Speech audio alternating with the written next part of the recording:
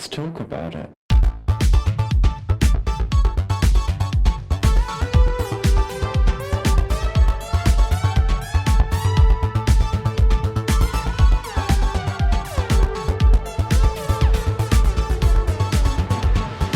Hello and welcome back to Thicc Radio, the podcast where we talk about gaining, fetism, and everything in their orbit. I'm James. And I'm Tim, so let's get into it. Today we're welcoming to the show for the first time. Today we've got Jake. Hello, how are you? I'm doing really well, thank you. How are you? Good. Good, thank you. And thank you so much for being here. We've really been looking forward to recording with you because Tim and I, as we typically do, we'll send each other memes. We'll chit-chat about all sorts that come across our table.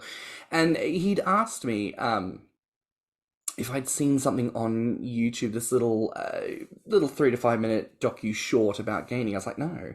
And that's where we came across your lovely self and thought, wow, someone's actually out here. Mind you, a couple years ago now, but people have been out here really talking about this. So we wanted to bring you on and have a chance to chat through your journey, that experience, and maybe look at some other bits and pieces. So, Jake, are you ready to get into it today? Sure, let's go. Let's do it. Fantastic. So tell us a little bit about your life prior to your gaining journey. Well, I think I've always been interested in this. Like, it's always been part of me ever since I was a little kid. So it's not like it was really something that hit me like a lightning bolt out of the blue. It's just a way I've always been. So it's just a matter of, having the resources and time and wherewithal to be able to, move forward on it and actually make some progress. So That's usually a common narrative among us, especially those of us that kind of start off small. It's sometimes it's time and money and just being able to devote yourself to actually doing it. We're not always in a great place to do any of that stuff, and it just comes down to a matter of waiting. well, and it does take a lot of energy and wherewithal. Like it's commitment. I mean, it's just like somebody going on a diet to lose weight. You've got to keep up with it. You've got to, be there, be present. And if you kind of fall off the wagon with it, then you basically lose all that you've accomplished. At least that's been my case. So, I mean, your mileage may vary, but you definitely have to put energy into it. I think a lot of people can relate to that, honestly. I'd be interested to see if someone did a study just to sort of find out, like, how easily do you think you end up gaining weight? I would be very interested to see the stats because the more we talk to people on the program, the more it becomes apparent that people, as an average, seem to have more issues with gaining weight than ease of gaining weight. I understand there's narratives, there's roleplay, there's fantasies, but based on what people seem to be experiencing, it looks to be a little bit more challenging than people give it credit for. So I think there probably needs to be a bit more conversation around how effort input does not directly correlate to results output, even as much as we would like it to. So I think it maybe means there needs to be a recalibration about where we put that focus and attention. I mean, to that point, because I know you've been on your journey for a while now, and I know that you'd expressed to us that there's been some sense of maybe not making the progress that you want to have made in that time. Do you feel maybe comfortable sharing a little bit about that experience and how that situation's been for you?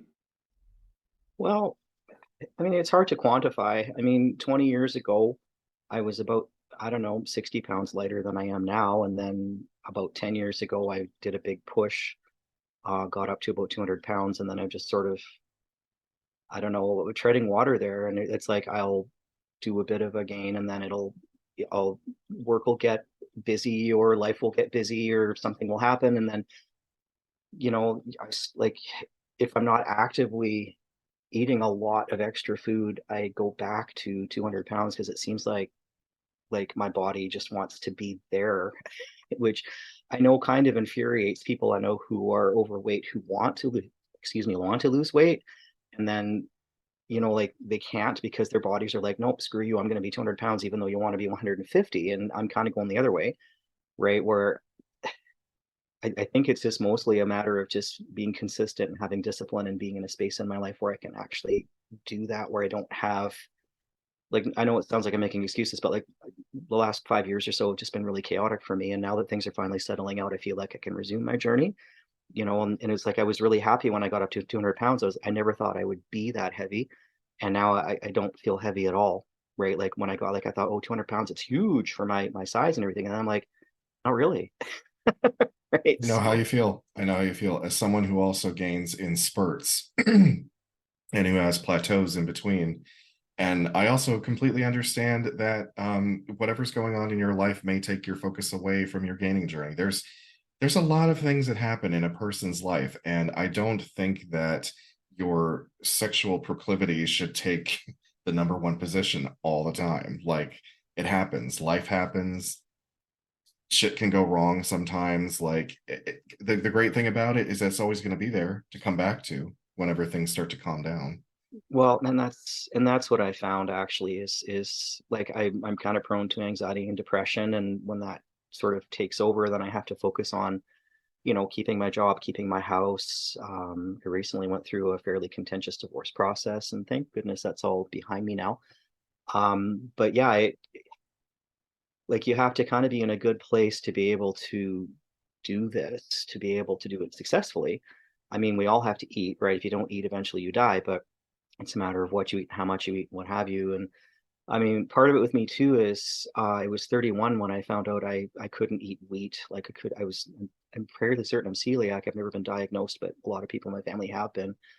And then recently I found dairy I have a problem with too. And that sort of cuts out, like, every single fast food place. It cuts out a lot of, like, a lot of people like drink a gallon of milk a day. And I'm like, no, thank you. That'll make me very ill.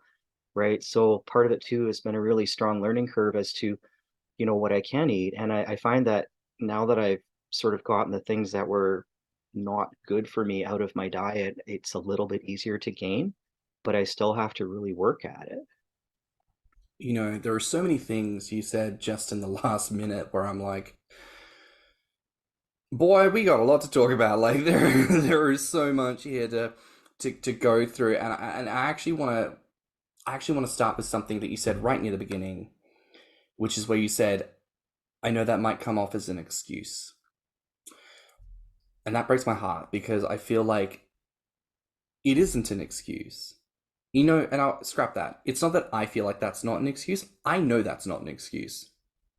Because we see it, and there are plenty of other people who see it. We are doing exactly what most other people say that they do to get the results, and we're not getting the results. So clearly it's not the lack of effort, and clearly it's not the method or the process. It must be something else. And we love to forget about genetics. We love to put that by the wayside because there's no societal narrative about why it's difficult to gain weight. But the reason why it's difficult for people to lose weight is the same reason why it's difficult for people to gain weight. Because it's bodies. Bodies don't want to lose their mass. Like, typically speaking, the ways in which humans seem to lose volume in their bodies, vomit, that's because things aren't great on the inside and therefore food has to come up. Chopped off limbs, that's because someone's come at you with a weapon.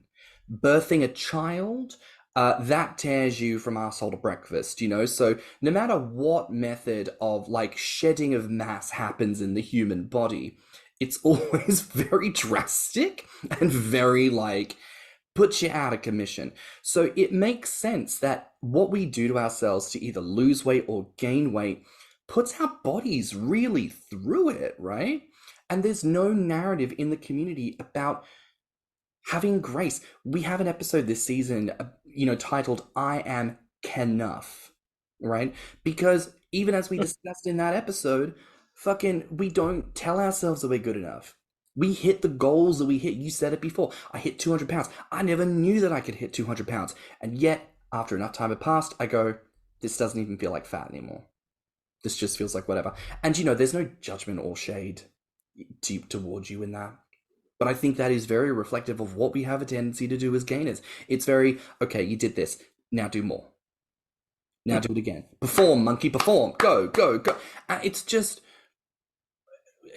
am I not allowed to just celebrate this? Be okay as this? I do want more. And you know what? God willing, there will be more. But you know what? if I get run over by a car tomorrow at 200 pounds, I would at least like to shuffle off this mortal coil feeling pretty darn good about the work I put in to hit 200, right? And I want to. I don't know what we need to do as a community, but like when you said that moment of like, this probably sounds like an excuse, my heart breaks because it's like, I've been told that before. Like, struggling with depression and anxiety, and people are like, oh, that's an excuse. You could just eat your feelings. And you sit there, and I'm like, how have we created a community culture where we think it's okay to minimize someone's mental health struggles all for the sake of a quick jab and a fat joke? Like, that's not okay. That's not good. Um, Yeah, and oh gosh, there was so much you'd mentioned before in that chat, and just talking about the time that it takes, and the effort that it takes, and the energy that it takes.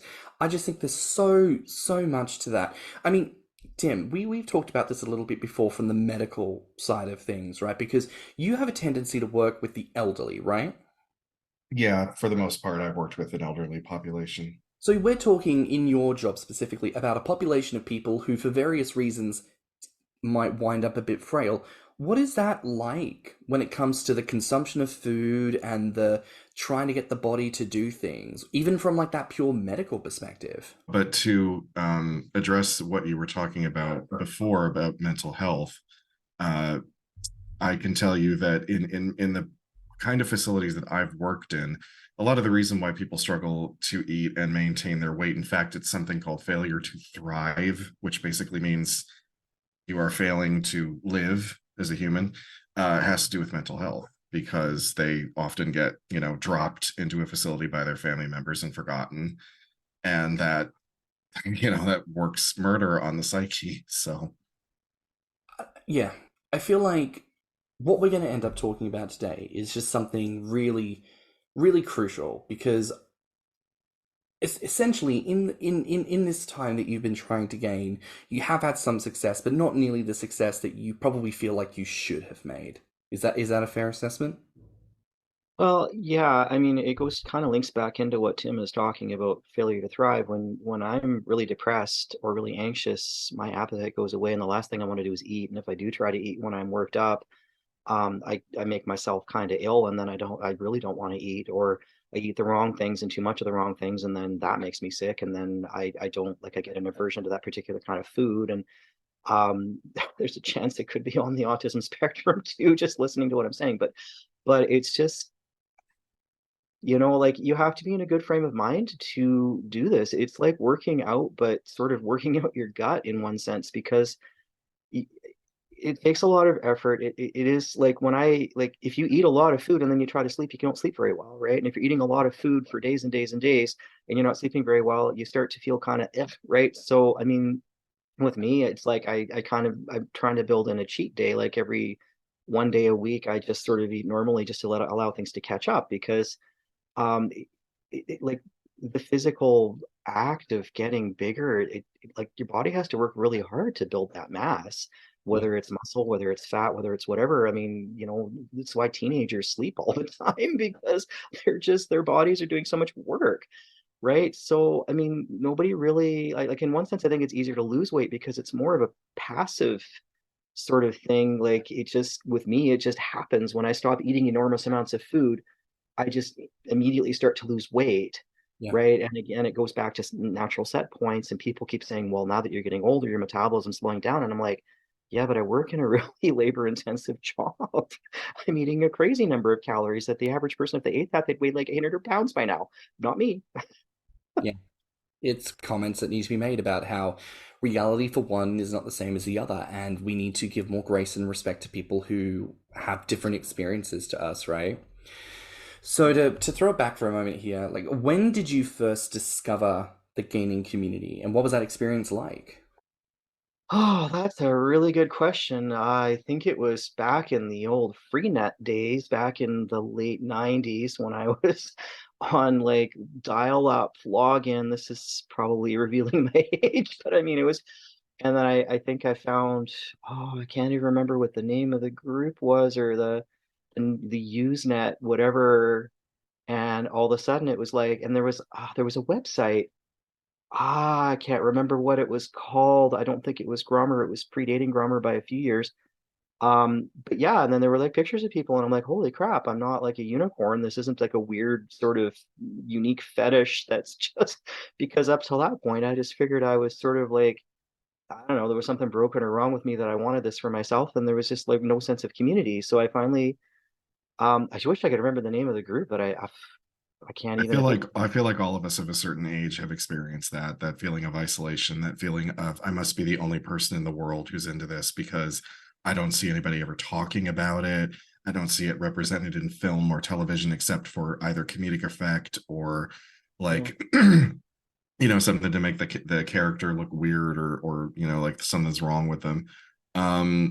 It's the isolation factor that was a part of the upbringing for a lot of us older members of the community. It was hard because I'm not saying that it's gotten fantastically better, but the younger generations who have always had the internet, I feel like they have a slightly easier time making connections or talking to people online because we're used to face. We're used to having to go out to a bar where we knew we would be safe and actually engaging in conversation with a stranger. That's not really the way things are done anymore. And that's okay, because like I don't know, like I was never really into the bar scene. I was never really comfortable. Like I was never really comfortable with a lot of face to face, and I've always lived in kind of remote places, so that was never an option for me. I imagine people in bigger cities probably had that, but for me, it's pretty much all been engagement on virtual platforms. With the occasion, I met a few people here, and actually, probably about 8 years ago, 9 years ago now, I met somebody through Grommr, and we met up, and then he's like, "Yeah, I'll totally feed you. Well, it's a match made in heaven." The chemistry was there, it really clicked, and then 3 days later, he was killed in a car accident. I was just thought, man, star-crossed. So, I mean, sorry for his family and everything, but it's been a bit of a rough road. But I like the fact that now there is representation. Now there is places and resources like Grommr and other places where you can actually go and not get treated for being a freak for wanting this for yourself. No, I agree. And look, I'm of the age where I only ever knew of a time where there was online spaces. I was a minor when I was looking up on the internet teens who want to be fat because I was that age. I didn't understand what was going on, but I was like, I heard this whole Yahoo Ask Jeeves bullshit might pop out an answer for me, and that's how I discovered GatorWeb. And it definitely changes your life when you realize that you're not alone. But again, I think that's also so important to reflect on where we've come from. And as you say, from the late 90s, so much has changed, so much has developed, and it will continue to develop. But, kind of like what Tim said, it reflects a different era where there was a different way of going about things and a different intent when approaching people as well. So really, you've been on your journey for quite a while, right? And obviously part of that journey is learning to deal with your mental health, learning to deal with celiac, and I think you said it was potential lactose intolerance, and all these other things that could end up affecting your ability to gain. This touches on so many times we come across it, like, can't we just have more like diet friendly gainer recipes? Like, legumes are meant to be really high in fat, meant to be really good for you. The use of avocado and sun-dried tomato, just pasta, for goodness sake. I just feel like there could be more. There could be more that is high calorie, high loveliness. It doesn't have to lean on typical tropes that, first of all, affect people who already have those intolerances, but also because we're no longer going to be abusing them, we won't develop intolerances ourselves. Like, how many gainers do we know that it's like, yeah, I hit 200 pounds finally, but I've got second stage diabetes. Sorry, I've got type 2 diabetes and lactose intolerant because I was drinking a gallon of milk a day. And it's like, if you want to do that, go. But also, I don't think most people are angling for that kind of hindrance in the gaining journey, And diabetes, that's another one. But then we do have our episode on diabetes. We also have an episode on diet conscious gaining. So again, everybody go check those out for some tips and tricks. But people out there listening, just as an aside, if you have good recipes, vegan, vegetarian, dairy-free, gluten-free, sugar-free, whatever, however it's going to work. Please, please, please, please, please post them. Please, please, please, please, please share them. Share the knowledge, share the wealth, share the love, because we need more of that, honestly. But to pivot here, as we mentioned at the start, you made a little appearance in a bit of a shorthand documentary a couple of years ago, and I was hoping you could tell us a little bit about that experience.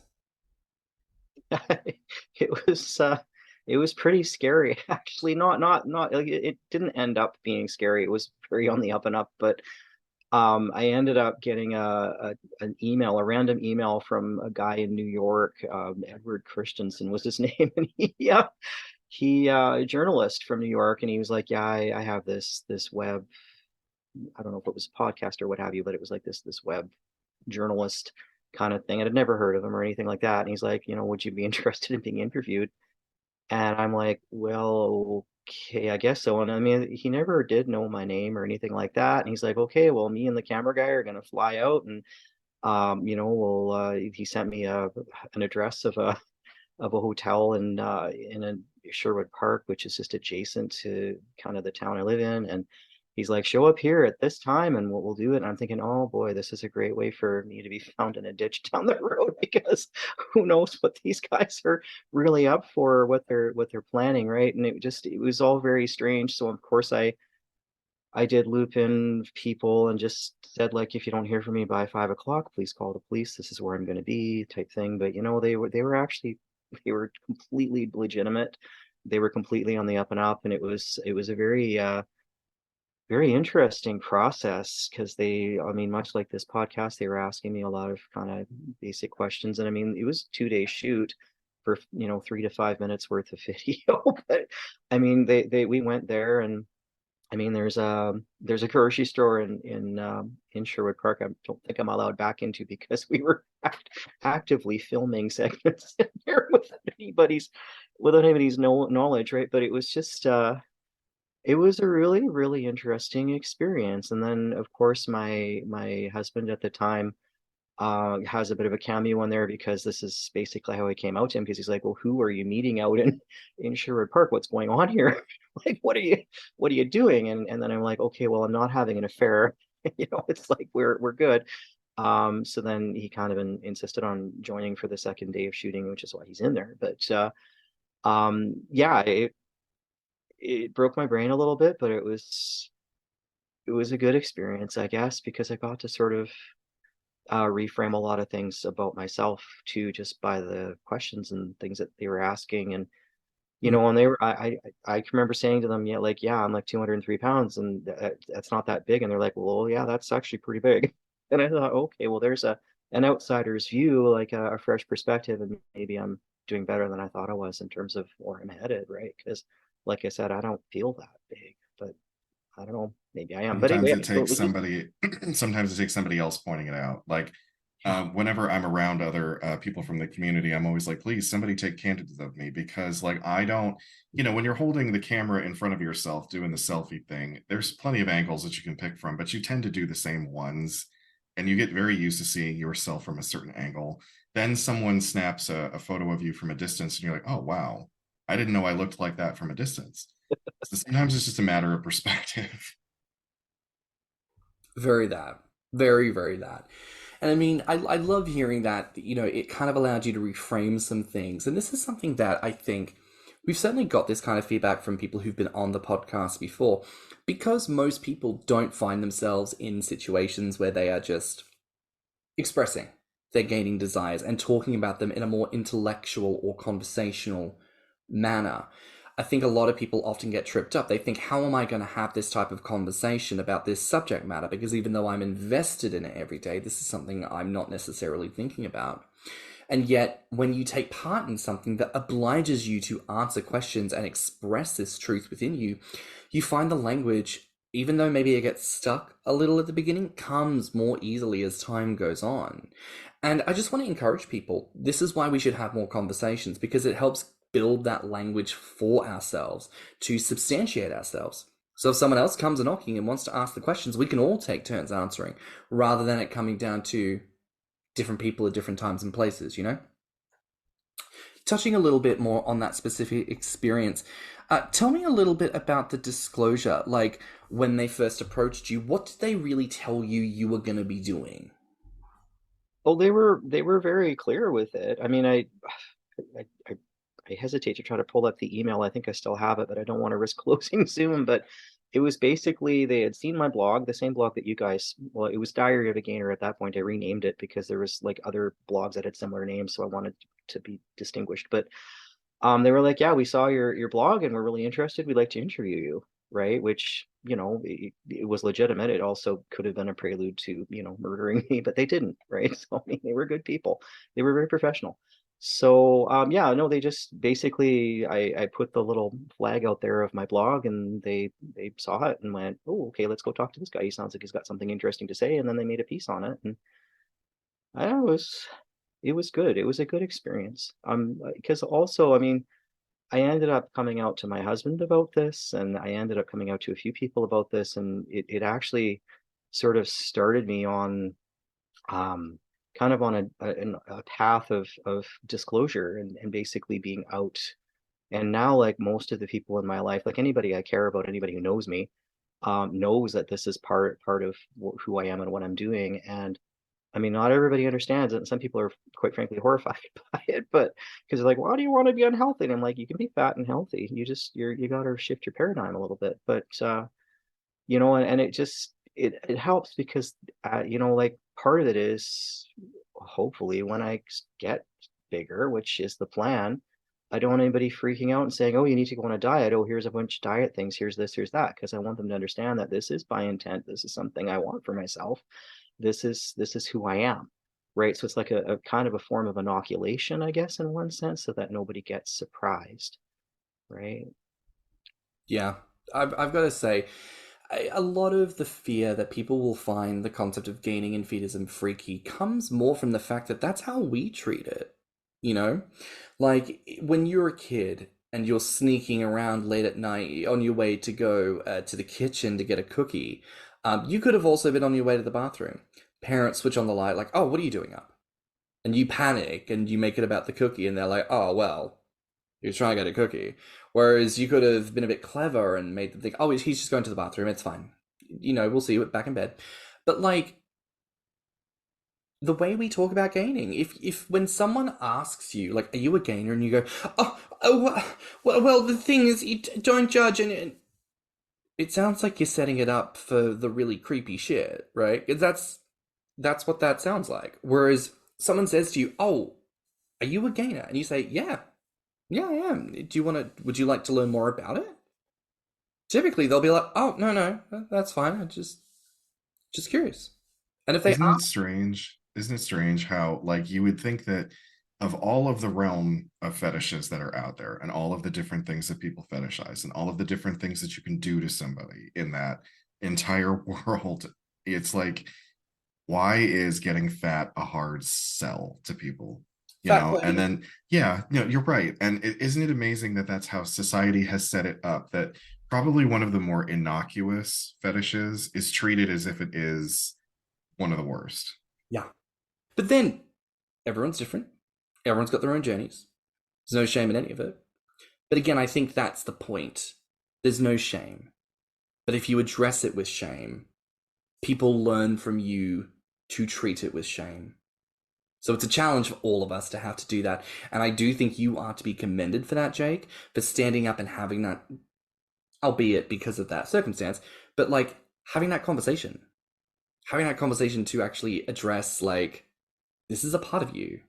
What is that like comparatively, like, now that people in your life know, how does that make you feel versus when people didn't?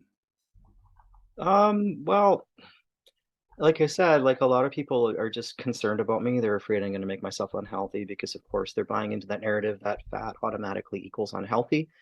And I think at least if couple think that I'm self-harming, I guess, in one sense, but uh, there's definitely eyes on me, and there definitely will be as I start to get bigger. And then there's other people who are just like, and they're generally people who are fairly heavy set themselves, who just be like, yeah, as long as you're not going to a point where you can't move or can't function, or you're starting to really, have physical effects, more power to you, because it's your body. You do what you want with it, and if this makes you happy, I don't understand it, but I'm not going to judge you for it, right? But I mean, you can't discount the societal narrative that we have all the time, like we're being bombarded with, that you have to look young, you have to look fit, you have to be, you have to weigh a certain amount, you have to have a certain low percentage of body fat, otherwise you're not valid as a human being, right? And it's that's toxic, and that's decades and decades of programming the media. And it's hard to get past that. So I mean, I don't get into people's face about it, but I do find it interesting. Like I work on a diverse workflow. I work with a lot of people from India, a lot of people from the Philippines, and they're really not shy about making comments about your body. And it's like I've literally had people come up and go, "Oh, you look like you've lost weight. Are you okay? Are you sick?" And on the other side, when I managed to make a gain, they're like, "You're looking very prosperous," and I'm like, "Thank you for noticing." Right? I mean, it's Western culture is really toxic, I think, in terms of how we are told to view our bodies. And if I'm not hurting anybody, I'm not hurting myself, then really it's nobody's business what I'm doing, right? I'm sorry, I think I diverged from your question. Sorry. No, but like that's it. Like, but that is the difference, right? Like, I love that you've expressed that sense of there are people, and that's another point, right? Like, we do these culture apps, we talk to people from all over the world. There are other cultures out there aside from our own, and some of them, maybe the way they approach things might make you feel uncomfortable, but if you're viewing it through a Western lens, does that matter so much? Sometimes people have that view of prosperity when they see size. Sometimes that's the culture, and that's a beautiful thing.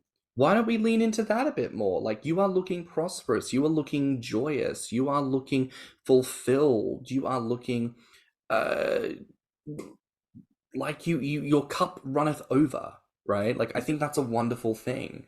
um I am curious to know, because you did express that it took 2 days to film, but they only showed 5 minutes. What was left on the cutting room floor? Like, were there questions specifically that they asked you that didn't get included? Did you say like a particular line where you thought to yourself, "Ooh, that'll be a cool zinger when it comes out," and then the whole thing gets scrapped? You're like, "Ah, damn." No, no, they actually got it. Like they got all the points they needed to get. Like they did what they were set out to do, and I watched it. I mean, it was a little bit short because yeah, there was a lot. Like I talk a lot, but I mean, there was a lot of but what I don't understand, and maybe this was footage used in a different documentary, I have no idea, but they had a rental car, and there was probably about 3 hours of them filming me driving this rental car through the back streets of Sherwood Park. And to this day, I have no idea, because it had nothing at all to do with the actual document or the actual piece. And I'm like, and I never really got an answer for that. Not that I asked, but I was like, okay, now we're driving this car. Okay, this is very odd. They Yeah, must have intended to use it for some kind of B-roll, and then they never did.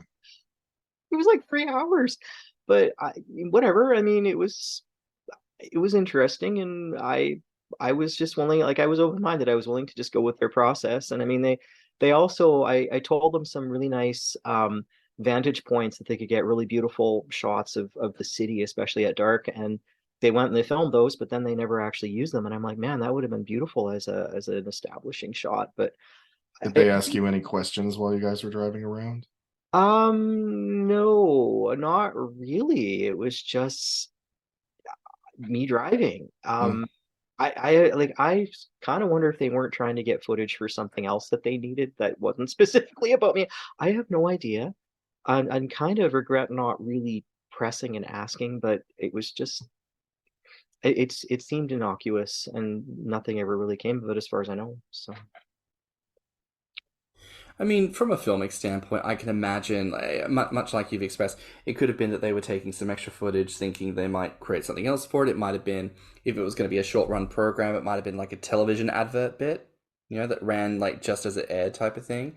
Or it could have been they wanted to, like, oh, we're going to test this with a little docu short, and then maybe we'll get some extra bits. We'll throw together sort of like an extended trailer, and then put that through to a network and be like, hey, do you want to pick this up? And we'll do like a documentary, etc., etc. But as you say, nothing came of it. So all that. But I do find it interesting because obviously when I filmed my documentary, there was a lot left on the cutting room floor, and it really put me in a position afterwards where I was like, dang, now I really want to like make a documentary of my own. I mean, would you participate in something like that again? Um, I probably would actually, especially now because I'm sort of more open, and I feel like even in the last 10 years, society has kind of become a little more open a lot about a lot of things as well. Like, there's not a whole lot of mainstream sort of coverage, but at the same time, it's I don't know, maybe I'm just in a better place in my life because I don't have to worry about what my spouse thinks. I don't have to worry about getting doxxed at my job or, like, I mean, I'm sure that if somebody lobbed this vocative documentary onto my work floor and said, "Oh my God, look at it," and I mean, people would be looking at me kind of funny for a while, but they'd get past it, and it's certainly not the strangest or oddest or most bizarre thing that I'm currently known for in my workforce. So I mean, it would make my life a little complicated for a while, and then it would just sort of wash, right? And so yeah, I mean, I probably would. I mean, I know it's a bit ironic because I'm asking you not to use my real name on this, but just because I don't want it searchable, in terms of my particular name, like I don't mind adding to the podcast, adding to the kind of communal information out that's out there, but I also don't want to. I don't want to. Sideshow is not a good word, but I don't want to. I don't want this also just to define me. It's part of me. It's an aspect of me, but I don't want it to define. I don't want to be. Oh, there's that guy who's blah blah blah blah. It's like I don't want that to be the only thing people know about me, right? And I mean that also ties into not wanting to be fetishized too. It's like people who just look at you like a slab of meat and that's all you are. It's like, no, there's like a whole personality and brain attached to this body, right? I mean, And that's fair enough, I don't think any of us want to be seen as like the gaining is the only thing that defines us, because we're all individuals, we all have creativity, we all have different things that we want to do, we have different goals and aspirations. So like I don't think gaining truly defines anyone in the community, but like I've said before, it's sort of woven into your sexual DNA. Like for whatever reason, it is something that turns you on. You may never know the reason why. Some people can point to a specific incident, and I envy them because I don't know what mine is. But like it's always there. It's always been there. It's always going to be there. So like it is definitely a large component of who we are and what we do, but it's not defining. It's kind of like when people used to say to me, "Oh, I don't want to be defined as just a gay man. There's so many more things to me than being gay." And I'm like, yes, that's fair. However, being a gay man will dictate a lot of the choices that you make in life. It may determine where you decide to live. It may determine the kind of career you go after. It may determine the kind of friend circle you build.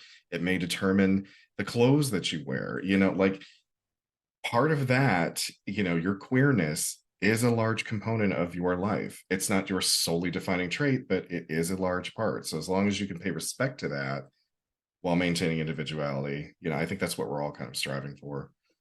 I think you've really nailed that, Tim. That's true of so many things, but you just totally nailed it. Yeah. And in many ways, being a gainer will determine things for you. Like I know that as I'm getting larger, it's going to start to make decisions in where I vacation, the kind of accommodations that I will rent, the proximity of where I want to stay to what I want to do, the kind of climate that I may want to live in for the rest of my life, the kind of stores that I will start to frequent. These things that they do have an impact on your daily life. Yeah, I don't know how people do it in the US South or anywhere that's really hot and humid for most of the year because we get It's not about easy. yeah, well, we get about maybe 6 weeks of really hot, humid weather here, and I stop gaining at that point. I just basically go into survival mode because Mm. like I live in a very cool, dry area, and that's by choice. It's much more comfortable here. It's as much as it's not something that I enjoyed tormenting you with, James, but I did find it like fun to watch. So like James went from an extremely hot, humid climate Mm. to a cold, wintry climate because he doesn't like the heat, Mm. and then decides to come visit me in one of the hottest states in one of the hottest months to spend 2 weeks in the blistering sun with me. Because I'm what? An amazing friend. Yes. Love you very much. Don't you forget it, bitch. No, but I did, and it was torturous. But I'm pretty sure at some stage during that trip, I would have said to you, like, this reminds me of Australia, and this is why. And oftentimes I would reflect and be like, oh, why am I struggling to gain weight? Courtesy of hindsight, I'm like, it was fucking hot as balls! Sweating my ass off. It was terrible. I hated it, and I do not regret moving. I do not want to go back. So listen, I think it's a perfectly valid thing to shape your life around that expectation. Not just because it's gaining, but because it's personal comfort. Like, if you don't want to be around that, don't be around that. I would love to see a study of gainers that live in southern states and how much weight they lose per year to just sweating, like just water retention that they lose. Like, how much water do you have left in your body after a week worth of like 110 degree heat? Ugh, I don't want to. No. Now, I did want to ask, because I know we touched on this briefly about, being gluten intolerant and being lactose intolerant. Have you come up with any specific recipes or tips and tricks over the years that have best suited you in your journey? Yeah, just to be clear, it's actually celiac disease. It's not just an intolerance or an allergy. It's like it puts me out of commission. And if I get even just a little bit of gluten, like a few crumbs, or oh, he won't notice if we use regular soy sauce that has wheat in it. He won't notice. Well, I do notice, and then everything just goes completely sideways for about 2 weeks while my digestive tract heals from that because it feels like I've been burned from the inside out. And I don't even. It's not lactose intolerance. I don't have a. It's not like a physiological, like it's not like a lot of people get bloaty and gross and diarrhea and things like that's not what happens with me when I eat dairy. I just get really ragey to the point of like being socially inappropriately ragey. And that was always my problem for my entire life until about 2.5 years ago, when I was like, oh, well, I did some research and discovered that some people, this is a thing for them. And I just cut all the dairy out of my life. And then immediately that rage went away. So there's some kind of like cognitive impairment that happens, so I'm very motivated not to eat dairy, like even in trace amounts, like no butter, nothing, because I'm just doing so much better now. Like I'm not, I can't say as I'm happy, but I don't have that core of rage. But yeah, It must be the hormones. Perhaps the hormones in it messed with your system somehow. well, there are, again, I'm not diagnosed yet, I'm on a waiting list, but there is some kind of evidence that suggests that some people on the autism spectrum can't tolerate dairy, and it has very similar effects. And I thought, well, let's just try this dietary change, and it was profound in me. So I mean, I'll know in about 3.5 years when my number comes up and I get it, because socialized medicine takes its time. But I'm in no rush, right? I'm not a school-aged kid. I don't need a diagnosis, but it would just be nice to kind of confirm what I already suspect. But yeah, to get back to recipes, when you're in a situation like this, you got, even if you don't like coconut, you learn to like coconut, because so many dairy substitutes rely on coconut. And there's also, it kind of goes hand in hand. Well, if you're gluten free and dairy free, you must be vegan. So you end up with like a lot of really weird, exotic sort of things like xanthan gum and stuff that also make me ill. It's weird, but it's been a really long, in-depth journey just trying to figure out what I can eat, what actually works over the long term. And I mean, I hope I never get an allergy to coconut. I hope I never get an allergy to almonds, because right now they're really core parts of my diet because they're healthy, they're high fat.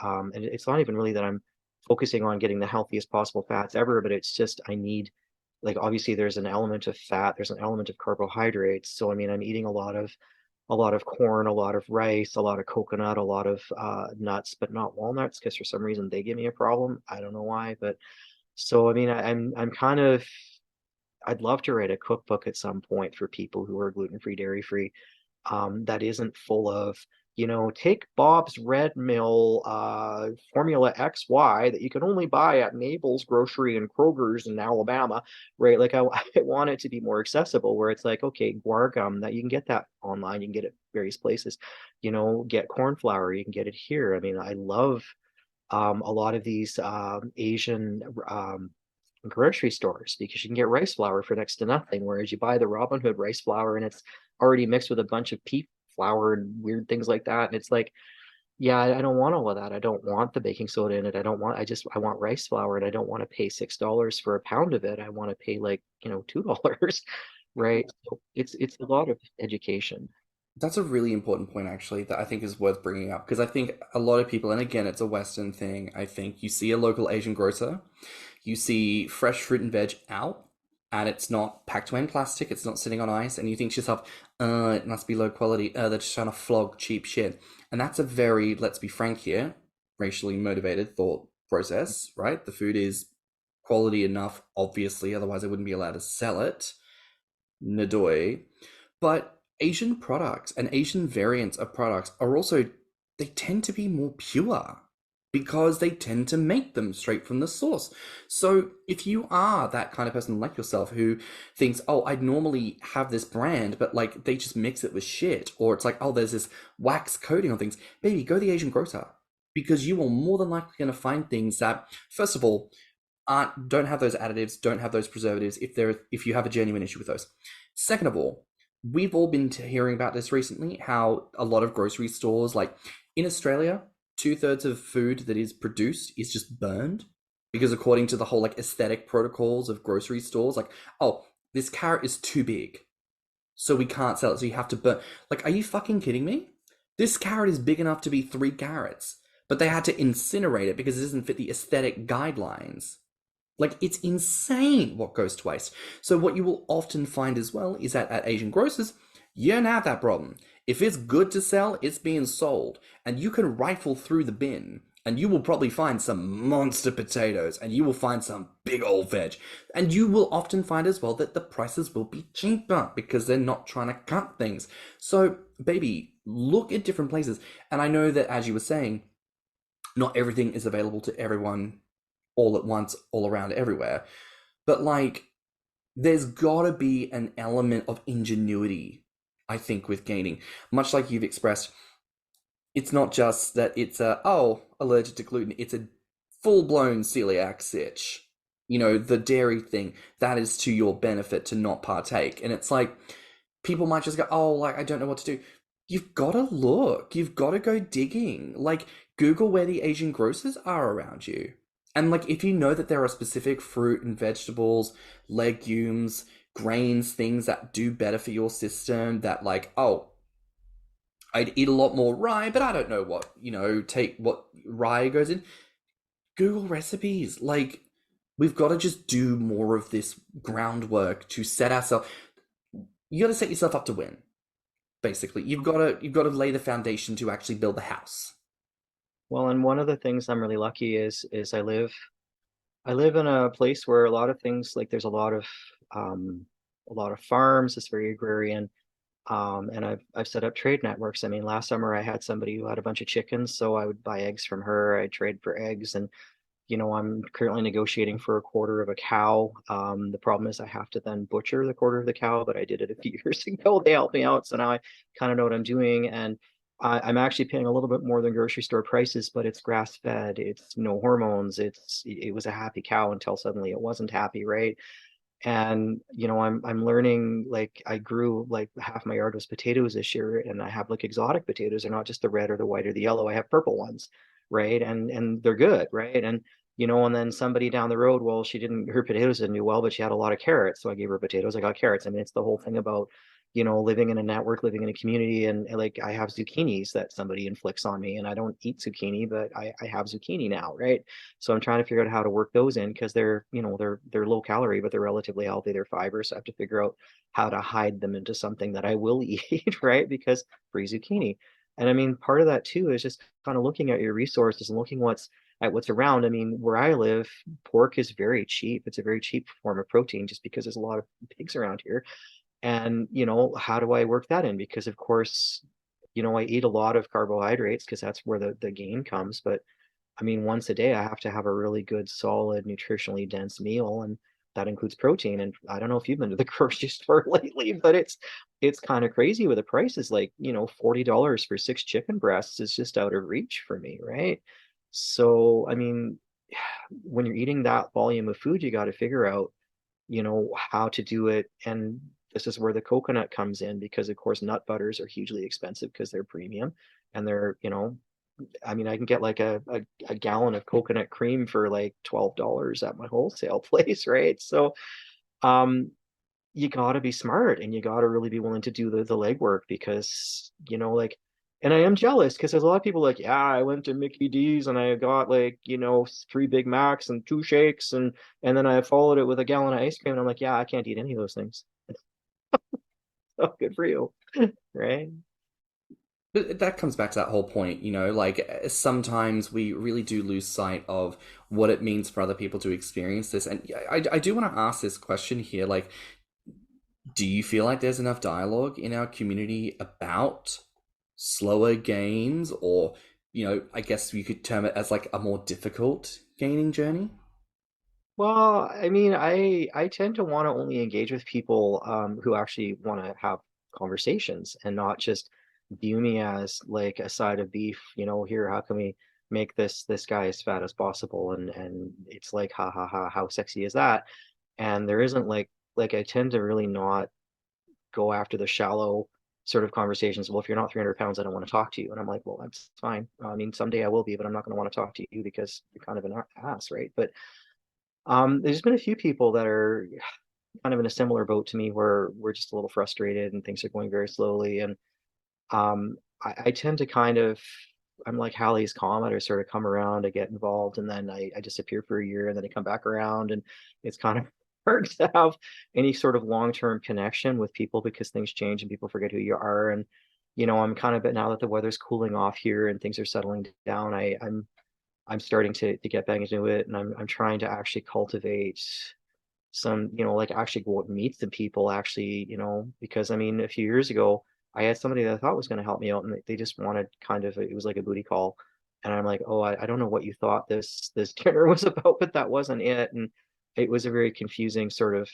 unsatisfactory thing on both sides because I'm like, yeah, at no point did I ever say I wanted to have sex with you. I just wanted to have a meal and see if maybe you wanted to help me gain because that's really the whole narrative of our discussion before this, right? But people kind of hear what they want to hear, they see what they want to see, and if you can find somebody who actually views you as a human being who happens to want to get fat, that's huge. And I mean, I see that in the community. People connect, they find their soulmate and they do quite well, and then they tend to drift away from the mainstream gainer community because they've got what they wanted, right? They don't need to continue to be on, I guess, the meat market. I don't know. I mean, that's probably not a fair assessment, but I do find that I have very thick skin and very heavy defenses in terms of when I engage with people on sites like Grommr and other places, just because 90% of the time it ends up with somebody being kind of rude or clearly expressing a need that I'm like wanting me to be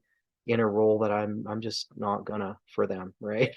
So, I don't know if that answers your question or not, but No, I think that's totally fair, and I think it's so important to learn this about you and about people because sometimes, much like you say, we come into these spaces with intentions, and we meet people who say they want one thing, plot twist, they want something different, and that's frustrating because you're out here being your honest self, and there are people trying it. So as we kind of come near the end of the episode here, there's one point that we haven't touched on that I think might be really good for listeners because you are in fact a trans man, correct? yep. I want to ask you, to whichever extent you feel most comfortable expressing, tell us about that journey for you. Well, I think I was more aware of being a gainer than I was before I was being trans, oddly enough, although I was pretty much born this way. But um, I don't know. I mean, part of me wonders if they are connected because looking on various sites, social media platforms and things, there seems to be a fairly big crossover with trans masculine anyway, people wanting to also gain. Like there's a number of trans identifying individuals on Grommr, which is statistically kind of anomalous because trans masculine people, we're not a huge demographic. So, and gainers aren't a huge demographic. So to find trans gainers in such numbers it kind of makes you wonder if there is a connection, but I am certainly no psychologist or sociologist or anything like that. Like I'm no expert, but just looking at the empirical sort of, this seems anomalous that the numbers are that high. So am I a gainer because I'm trans? Am I trans because I'm a gainer? I don't know. I mean, it's two facets of my identity. I know from a very young kid, even before I transitioned, that I always wanted to be fat and wanted to have a nice belly on me. And and just be powerful and big. And I mean, I guess a psychologist would say, I'm looking for power or self-empowerment, but I mean, I transitioned like 32 years ago. I mean, it was a long time ago, 33 now. And I just I like I've settled out parts of that aspect of my identity of myself. Like I'm comfortable with my transness. I've arrived basically. There's no more work to be done. I'm happy with who I am, and now it's just this body. And who knows, maybe if I was cisgender, I would still be a gainer. I don't know. I mean, maybe 100 years of therapy would sort that out. And not that I think I'm broken, but I don't know why I am the way I am. It's like why it's like asking about my skin color. Why am I this particular shade of pink? It's just the way I was born. Honestly, it's just what it is, right? So I'm just exploring facets of my body, of my identity, and I'm curious to see how this body will change as I get bigger. I mean, I like what I'm seeing so far. I mean, I like being solid. I like being big. It's never been my intention to get to the point where I'm unhealthy or sick or can't function. I want to be able to work. I want to be able to get out camping and, maintain my house and stuff. At no point do I want to be bedridden and have to be waited on. That's kind of a nightmare for me. And I'm always very careful as I make gains to be, okay, how is this impacting me? Is this functional? And I've always made it very clear that when I get to a point where I'm not able to easily function, I'm going to step it back and then figure out where am I happy. Because I mean, of course, everybody kind of wants to be, oh, I want to be 400 pounds. Well, okay, but what does that really mean, right? When you're 400 pounds, can you fit in an airplane seat? Can you go grocery shopping? Can you, take a walk with your dog and stuff? And I mean, that's the one thing I like about having this young, very energetic dog is she's forcing me to get out and get active and get like cardiovascular, because I'm strong. I work in a very labor intensive job, but like when your cardiovascular health goes down, you got nothing left, right? Like you have to be healthy. You have to be able to engage in life as well. Right. And that's where I'm at. But I think I can do that also as a bigger person. And I mean, that's kind of this journey at this point, is just to find out how big I can get reasonably before I start to hit that wall. So I mean, to go back to your original question, I don't know if the two are related or if I'm just a person who happens to have two very exotic things about myself. I just want to put like, it's not about being brave. It's not about being committed. It's about just making that choice. Like you talk about your 20s. My 20s were a lost decade. I was completely off the grid. Like I was messed up. Right. And it took me until in my late 40s to really figure that stuff out. But I mean, with regard to being trans, with regard to being a gay or whatever, it's not about being brave. It's not about somehow distinguishing myself as somebody who's more capable. Like, don't put me on a pedestal, because it's basically a choice of, am I going to keep moving forward or am I going to lie down and die? And too many trans people don't make it to my age, right? And it's not to say that I'm better or whatever. In a lot of ways, I was lucky that I had a strong social network around me. If I didn't have really good people who had my back, and I'm not talking about my family, I'm talking about my found family. If I didn't have them, I wouldn't be here talking to you guys, right? So a lot of it's luck, a lot of it's circumstances, and a lot of it is just every day making that choice. Do I get up and do I move forward, and do I do things to try to, like, I mean, the base level is, survival. Am I going to make it to the end of the day? Okay, here's the things I need to do. And then beyond that, okay, well, how would I like to improve my life? How would I like to improve myself? Okay, well, gaining some weight would be really great. Okay, well, buying a new, I don't know, like a vehicle that isn't breaking down all the time. That's like these are the things that you do to kind of keep yourself together, so you keep your job, keep your house. Everybody does that. It's just what we do and how well we do it. And I mean, you can do everything right. Like in terms of my gaining is a good example. You can do everything right and still not really make any progress. It doesn't mean anything about you as a person. It's what it is, and you have to sort of troubleshoot and get creative.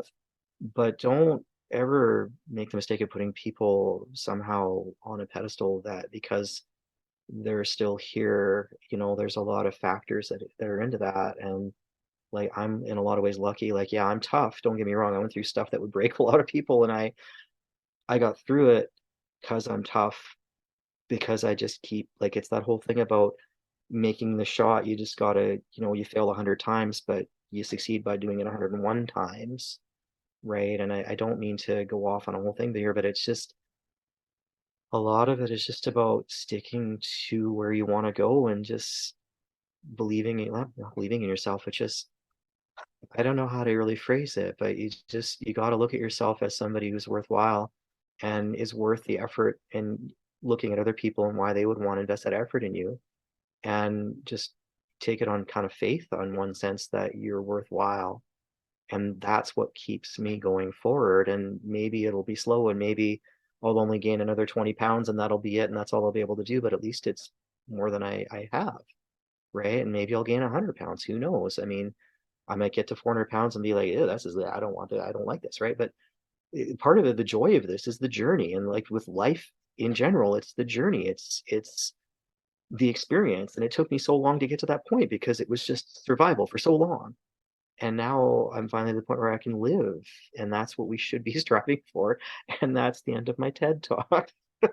So, I think you are someone who, in your journey, has shown that it's not about the things that come across you and being like, oh, I'm this person, trademark. I fulfill these roles. It's going, this is just what's come across my desk, and so therefore I must address it and move forward with that. And I think it's just wonderful to see people who do that, especially in our community, who are past a certain age, because I feel like we seem to have an issue trying to get people of a certain age on the podcast to share their experiences. And thank you for being willing to share those experiences and sharing that with our listeners. So thank you. well, thank you for allowing me the ability to do that. I mean, is there, I suppose, like a point that you would want to sum up? Because I like that TED talk in the end there as a way to close out. But is there anything else that you would particularly want to talk about today as a way to wrap things up? I mean, there's a lot of hate and intolerance that's rising. I don't know what it's like in other parts of the world, but here, I mean, we had a whole protest that basically was against the transgender community. And I never thought I'd live in a time when I was openly called an abomination by, a random old lady driving by and stuff, and having, a line of a human shield of mothers and children shouting me down and saying how horrible I was. And, these are interesting times. And I realize that this is kind of off track, but it's just, these are interesting times. And we kind of have to remember who we are and why we're here, and, overcome this and try to get the needle back to more of a centric view where, it's like live and let live. If you're not hurting anybody with what you're doing, you're not hurting yourself, then really it's nobody's business what you're doing. And I guess that goes with gaining as well. It's just there's a lot of it's intentional, like societal norms being, we have to be skinny to be healthy. Well, no, that's BS. That's just designed to sell diet supplements and clothing and stuff, right? And we have to kind of remember, like, have a revival basically of who we are, right? And like, diversity is a thing, and it's talked about to the point where it's a cliche, but the world is full of so many different people, and we have to kind of get to a place where we're accepting, and we might not understand it. Like my friends, they don't understand why I want to get big, but they're like, because this is something that's important to you, I'll respect it, and I'll do what I feel comfortable with helping you with this. And and I just wish we could get back. Well, I don't know if back, as I don't think we're ever there, but I wish we could get to a place where we just sort of, like, respected everybody's right to exist how they choose to exist. If they're not hurting anybody, then it's, I don't know. I wish I'm sure in 3 hours after this is long gone, I'll be like, oh, the perfect summary statement. But unfortunately, I just can't give you the sound bite because I just not there. But it's basically just live and let live. Like, just if it's not for you, that's fine. But if it's right for somebody else, then don't give them grief over it. I mean, that's, I don't know. That's kind of how I'm feeling. I think that's fair. But this really has been a pleasure to listen to what you have to say and to learn about that journey and that experience, because, as I say, I think that's really important to take away from someone of a certain vintage, someone of a certain experience. I think it's really important for all of us to take note and really be aware of, because I think you're absolutely right. There is a lot of concern around people in this day and age having thoughts and feelings about things that aren't relevant to them because it's not them. And it's a bit like, leave it alone. If it's not for you, you don't have to weigh in. You don't have to concern yourself with it. You could just leave it be. And, talking a little bit before about, when people weigh in with certain commentary and certain diet advice for gainers and everything else the other, maybe it's the same rule apply. If you're someone who has the blessing of not having a dietary restriction, maybe you don't need to be the person weighing in with like, have you tried Go-Mad? Have you tried cheeseburgers? Maybe we just need more people who have those experiences, giving them space to have those conversations. And I think that might be a little bit more helpful for the people who need it. But as I say, this has been a pleasure. Thank you very much for your time. Where can our listeners find you online? I'm on Grommr. And I've got my blog, Getting Fat and Loving It, at blogspot.com. But yeah, I'm not really doing a whole lot, but that's kind of mostly where I can be found. No worries. Well, look, thank you for that. But that's it for another week here on Thicc Radio. Please remember to like and subscribe, rate us 5 stars, and leave us a good review. If you like this episode, the podcast, or just us in general, share it with your friends and encourage them to tune in. You can find me on Instagram and BlueSky at stannnum. And you can find me on Instagram, Twitter, YouTube, and TikTok at thiccmouse. You can also look us up on Instagram, YouTube, and TikTok at Thicc Radio, or at our website at www.podpage.com/Thicc Radio. If you want to submit a voice note or become a financial supporter of the show, you can find the links in the show notes. And if you have any questions, you can also write us at thiccradio@gmail.com. So until next time, bye, Fats. Bye, Fats. Bye, guys. Let's talk about it.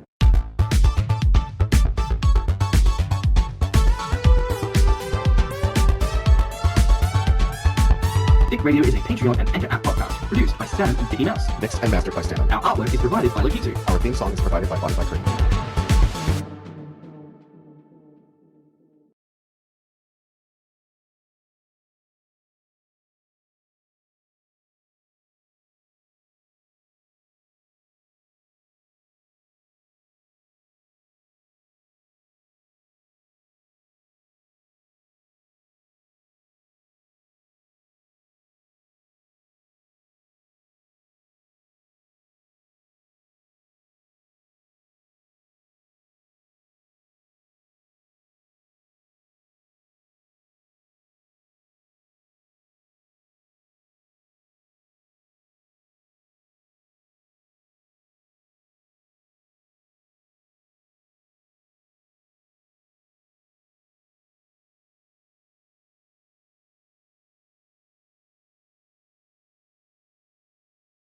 What I feel like I take away most from this conversation today, learning more about you, is this absolute unit of a human who just refuses to give up. I mean, that journey of continuing despite setbacks, despite, as you mentioned, divorce, as you mentioned, transness, and all these things that just go on, that demand attention, that demand focus. And you've demonstrated that. You're that person who said, right, well, this is the thing, and then it will get done, and I'm going to go and I'm going to do. Oh, and I'm going to gain now. Oh, and if I'm going to be, have celiac, oh, and if there's going to be a thing with dairy, well, then we're going to factor, and we're going to keep moving. And